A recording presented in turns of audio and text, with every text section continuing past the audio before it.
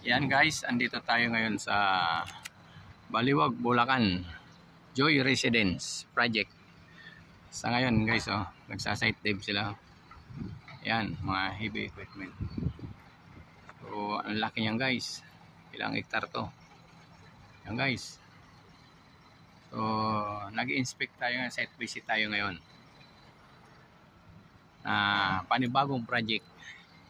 So, andito tayo ngayon. Kasama ko yung technician ng tower crane. Ayun siya ngayon. Chine-check yung mga breaker at saka mga paraphernalia ng tower crane. Kasi malapit na mag-operation. So 1 year mahigit hindi tutumakbo ang tower crane na to. Kaya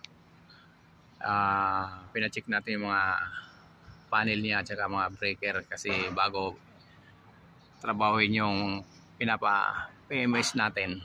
Para kung may trouble yung mga breaker na may sira, tinitest niya ngayon, at least ma-request na agad natin para bago PMS kailangan mapalitan na para hindi maabala ang operation. Ayan guys, so ang taas, freestanding yung tower crane, nakatayo. Hindi na siya naglagay ng collar bracket kasi mababa lang naman yung building. Ano. So bago yung tower crane, so mahigit lang kasi isang taon hindi nakapag-operation. Yan.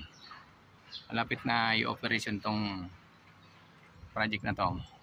So magiging normal lang operation na pag okay na yung negotiable ng project. Ayan guys, ayun yung kasama ko. Ayan. So guys, so abangan niyo ang mga susunod na kabanata na ipopost natin. Ano.